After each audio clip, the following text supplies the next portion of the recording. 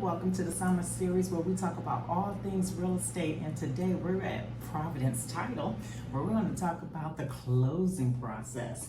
Look who I have. I have Memorie White with us today. And again, we're at Providence Title. Welcome and thank you so much. She's a busy lady. Thank you for having me. So I want everyone to know what the closing process is like. So, Memorie, what does the title company do? Title companies, or Providence, I should say. Yes, Providence. We conduct title searches to ensure that our purchasers are obtaining clear title. Okay. When they buy homes, we also provide the same service for lenders when it comes to any financing that they're offering, be it a purchase or refinance. And then as far as sellers are concerned, we prepare documents for them in connection with their sales, and we also conduct title searches on their transactions. We want to make sure that we have a free and clear title, that there are no liens. If you're out there getting work done on your property and you don't pay your bills, they can put a contractor lien on your property, and if it is not paid for by the time you go to sell said property, then that will come up as a lien and has to be cleared before you can transfer that property to the next person. We make sure there are no breaks in the chain of title. Okay. So we want to be able to see a clear chain of ownership from, say, 40 years back until our current owner. If there is a gap, we research, try to figure out what's going on, and make sure that we get that gap closed so that we don't have a long lost cousin or grandchild coming knocking saying, hey, I'm a part owner of this property. And you sold it. Yeah, exactly. So once we confirm that everything is clear, then the deed is drafted, signed, executed, and recorded, and at that point, property or title is transferred. Now, what's the difference between a title insurance and a owner's insurance? Okay, so anyone that purchases a home that is purchased using financing, a bank loan, will be required to obtain homeowner's insurance. Hazard insurance, fire insurance, those are different names that are given for that type of policy. That would be your State Farms, your Liberty Mutuals, your Farm Bureaus, etc. That protects or insures the structure, against loss due to wind, fire, acts of God, what have you. Yes, okay.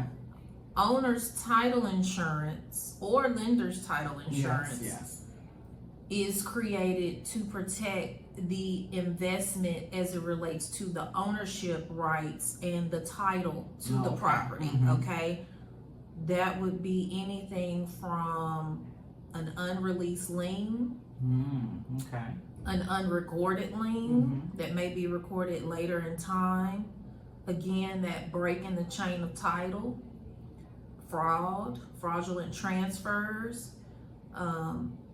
We've had situations where maybe the wrong lot was foreclosed on in a foreclosure, scrivener's errors, you name it. Title insurance protects you as it relates to a multitude of issues that could occur regarding the property's title. All right, so forgery, undisclosed heirs, public record errors, liens not found when you did the title search, so that owner title insurance will take care of that. Exactly. And reading, and then the headlines is fraud.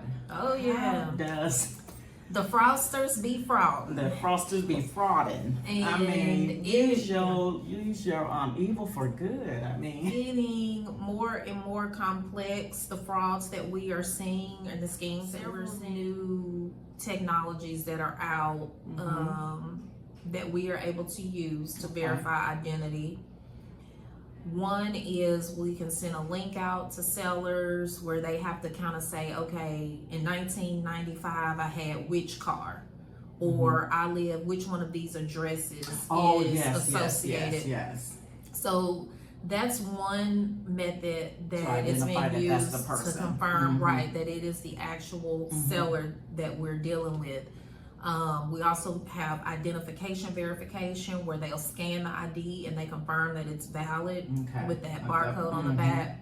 So that's why they ask for your ID when you come into your closing. Yes, Photo ID.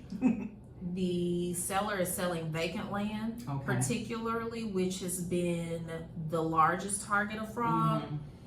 We do not allow them to use their own notary. We prefer using a remote online notary, which again scans the front and back of the ID and immediately detects fraud. Okay.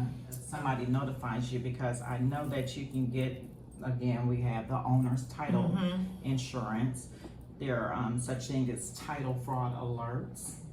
And then just contacting your title company that can help you with that. But so the first thing that I would recommend is calling your title insurance company, especially if you got an owner's title insurance policy, which would cover you in the event, more than likely, that something like that happened. They would then put you in contact with whatever company they have issued your policy through, and then you file a claim.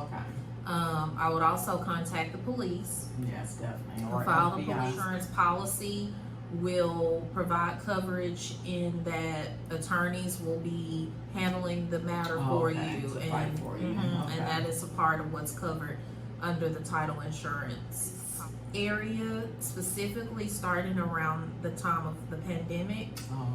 And so the fraudsters are getting very, very, very sophisticated in that they are obtaining IDs that match all of the information of the victims. They're showing up to closing now. Initially, they refused to come. They always wanted to use their notary. Now they will come, show up, sign, and unfortunately, in many cases, by the time the fraud is discovered, they are gone with the bag. But all we can do as the title provider is just to make sure that we are trying to dot every I and cross every T to make sure we're confirming who these sellers are. That's the same with wire fraud. When we are doing a closing and they ask you to wire money and you are in doubt, pick up that phone before you transfer any large sum of money. We close with Providence Title with Memorie White, because she is the best. We appreciate that. Thank you so much. Oh, you're welcome. So thank you so much for tuning in to my summer series where we talk about all things real estate. I'm Yolanda Cox-Bey with Compass, and thank you so much. Have a great day.